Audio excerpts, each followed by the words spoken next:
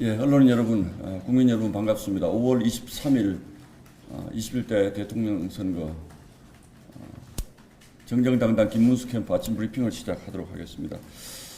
이제 뭐 선거가 사실상 10여일 앞으로 다가왔기 때문에 저희 당도 막판 스퍼트 구간으로 진입을 했다라고 생각을 하고 있습니다. 다행스럽다라고 생각하는 것은 지난 일주일 정도 사이에 뭐 각 조사기관마다 숫자의 차이가 상당히 있긴 합니다만 김문수 후보의 지지세가 워낙 뚜렷하게 나타나고 있어서 반면에 이재명 후보의 지지세가 많이 꺾이고 있고 또 이재명 후보가 뭐 이런 것들을 의식해서 사실은 좀 굉장히 소극적인 선거운동을 하고 있는 것에 반해서 저희 김문수 후보는 그 알릴 수 있는 장점이 굉장히 많아서 시간이 좀 촉박하긴 합니다만 하여튼 뭐 곳곳에 가는 곳마다 김문수 후보의 장점을 알릴 수 있는 호재들이 워낙 많이 있어서 이런 부분들 충분히 알려나가고 그런다면 오늘 2차 토론을 기점으로 해서 또 한 번에 계단형 상승 추세가 나타날 수도 있겠다 이런 생각을 기대를 하고 있습니다.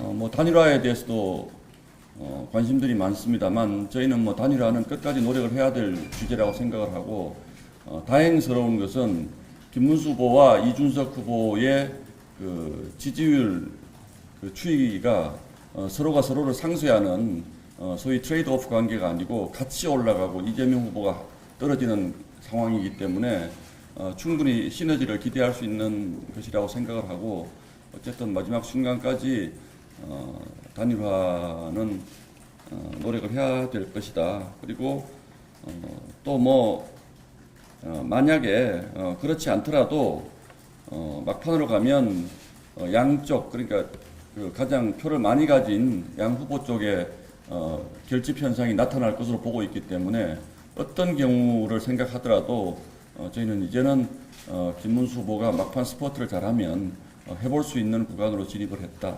이런 첫 번째 분석을 드리고 그 두 번째 최근에 SNS를 통해서 그 저희 당 내부 문제에 대한 그 글들이 굉장히 많이 다니는데 한 가지 사실관계가 너무나 악의적인 글들이 다니고 있어서 저희 선대위가 김문수 후보를 지원하지 않는다 이런 내용입니다. 그래서 이건 뭐 일종의 지난 경선 후유증이라고도 볼 수 있는 것인데 구체적으로 전임 지도부가 예산을 지출을 하지 않아서 선거운동이 잘 되지 않는다. 뭐 현수막도 없다. 또 플랜카드도 없다. 이제 이런 그 내용이 담긴 글이 집중적으로 확산되고 있는 것에 대해서 매우 유감스럽게 생각을 합니다. 전혀 사실과 다른 얘기고 특히 전임 지도부가 이번 선대위의 예산 지출에 대해서 어떤 영향력을 행사할 수도 없을 뿐만 아니고 저희가 김문수 후보의 당선을 위해서 이렇게 애절하게 노력을 하고 있는데 돈을 쓰지 않아서 김문수 후보를 방치한다. 뭐 이런 주장은 전혀 사실과도 동떨어진 것이고 어떤 저희 내부 분열을 기도하기 위한 불순한 의도가 있다고 생각을 합니다. 그래서 이런 부분에 대해서는 어느 누가 유포를 했든지 간에 끝까지 저희가 법적 책임을 묻겠다라는 말씀을 분명히 드리겠습니다. 오늘은 TV토론이 있어서 후보님이 낮에는 큰 일정이 없으시고 저녁에 KBS TV토론으로 바로 가시는 그런 일정인 것 같습니다. 자, 질문 있으시면 질문 받겠습니다.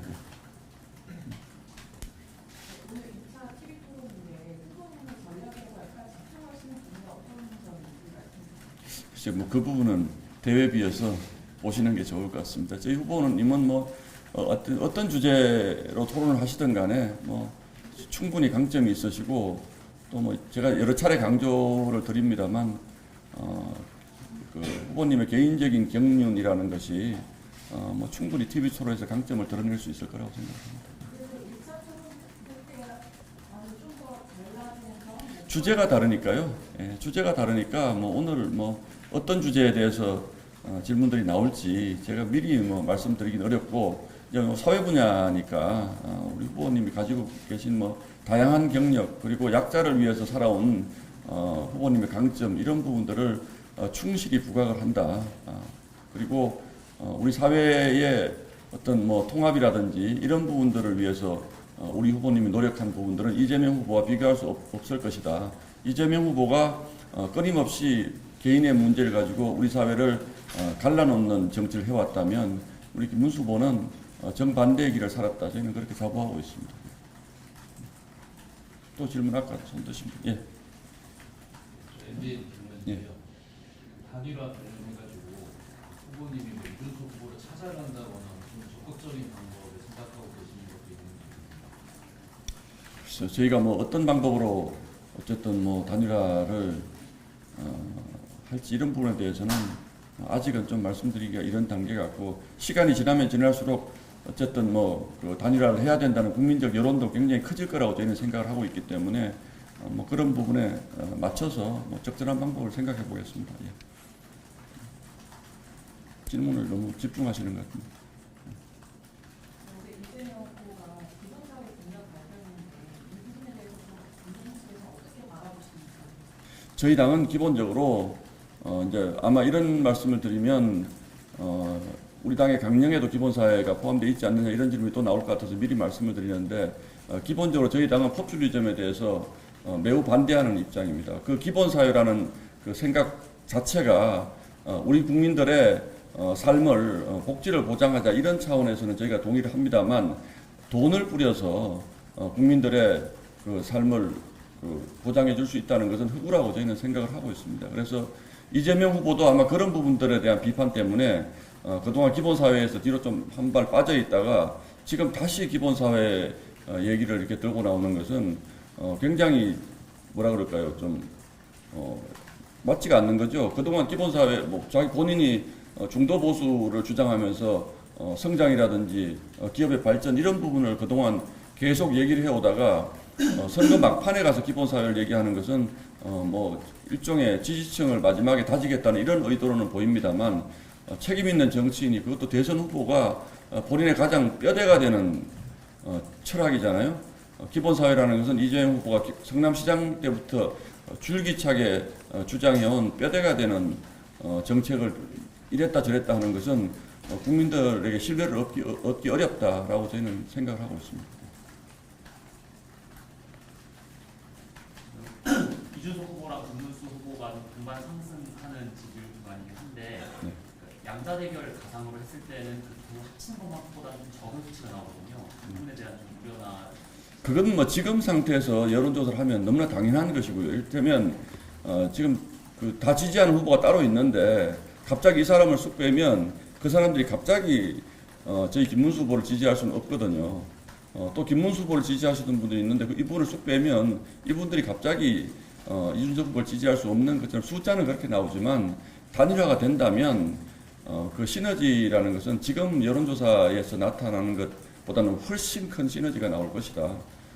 숫자가 물론 이준석을 지지하는 100%가 다 김문수로 오지는 않겠지만, 그러나 단일화라는 것이 결국은 그 이재명 후보가 안 된다라는 어떤 국민적인 열망을 결집시키는 촉매가 될 거라고 보기 때문에, 만약에 단일화가 된다면 지금 여론조사에서 나타나고 있는 그 수치보다는 훨씬 더 큰 폭발력이 있다고 저는 보고 있습니다. 됐을까요?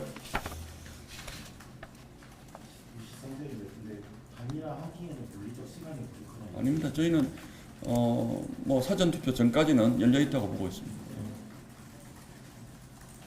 최성훈 기자. 한덕수 전 총리와의 단일화 과정도 사실 쉽지가 않았는데, 이준석 후보와의 단일화 과정에서 김문수 후보가 시장을 조금 지연시킨다든가 서로 예상 밖의 행동을 할 가능성에 대해서는 전혀 우려하고 계시지 않습니다. 예상 밖의 행동이 뭐가 있을까요? 단일화를 안 하겠다 그러다가 하겠다. 근데 이 선거 구간에서의 그 정치적인 모든 의사표시나 정치적인 모든 행동은 이기기 위한 것이기 때문에 무죄입니다. 어떤 일이 있더라도 저희는 단일화해야 된다고 생각을 하고 있고, 그래서 선거 구간에서 서로가 서로의 입장에서, 본인의 입장에서 지금 이준석 후보도 이런저런 얘기를 하고 계시고 또 우리도 이런저런 얘기를 하고 있지만, 그것이 뭐 약속 파기라든지 이런 것은 아닙니다. 과거의 단일화 과정을 보더라도 항상 모든 후보는 나는 끝까지 간다라는 얘기를 하다가 단일화한 거지 선거전 시작하자마자 나 단일화할 것이다 이렇게 하고 뛰는 후보는 없습니다. 그러니까 이런 부분에 대해서는 뭐 마지막 순간에 파이널 디시전이 중요한 것이다. 최종 결론이 중요한 것이다. 그것이 그리고 우리 시대 정신에 얼마나 부합하는 것인지 이 국민들이 요구하는 것에 얼마나 부합하는 것인지 또는 대의 명분에 얼마나 부합하는 것인지 이런 것들이 단일화를 평가받는 최종 기준이 되는 것이지 그 과정에서 있었던 뭐 사소한 의견의 차이라든지 뭐 이런 부분들은 다 국민들이 이해하는 부분으로 저는 생각을 합니다. 예.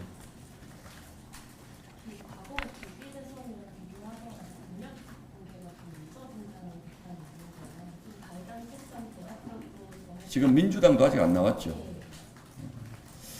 여러 가지 이유가 있는 것 같아요. 예. 사실은 어떻게 보면 저희는 이제 후보가 막판에 정해졌기 때문에 우리 후보와 의견 조율이 없는 공약을 미리 정리해 놓기는 굉장히 어려운 형편이었습니다. 그렇기 때문에 지금 후보가 공약을 하나하나 내면서 후보와의 조율을 거쳐서 공약집을 내느라고 좀 늦어진 측면이 있는데 민주당은 아마 오래전에 만들어졌을 텐데 왜 공개를 안 하는지 저는 그거를 이해하기 어렵습니다. 아마 그 안에 우리 국민들이 납득하기 어려운 공약들이 굉장히 많아서 막판에 그냥 공개해서 비판받을 시간도 없이 넘어가려고 하는 것이 아닌가라는 생각을 합니다만 저희 당은 사실 후보가 늦게 결정이 되었기 때문에 후보와의 최종 조율 과정이 지금 뭐 계속 유세 다니시고 하잖아요. 최종 조율 과정에 좀 시간이 필요해서 하여튼 가급적 뭐 저희는 하여튼 빨리 국민들이 좀 보실 수 있게 준비하도록 하겠습니다. 여기까지 하겠습니다. 네. 그 배우자 TV 프로는 계속 이렇게 민주당에서 요구를 하시면 민주당은 거절하는 의미인 것 글쎄요, 뭐 그 배우자 토론을 뭐 애걸복걸할 만한 건 아니고 혹시 동의하시면 그것도 한번 토론해 보면 좋겠다. 왜냐하면 최근 들어서는 배우자 분들에 대한 얘기들이 굉장히 많잖아요. 그래서 그 부분도 한번 국민적으로 국민들에게 관심사일 수도 있겠다라는 차원에서 했는데 뭐 민주당이 이미 안 한다고 분명히 했기 때문에 가능성은 없지 않을까 생각하고 있습니다. 예, 이상입니다. 오늘도 잘 부탁드리겠습니다.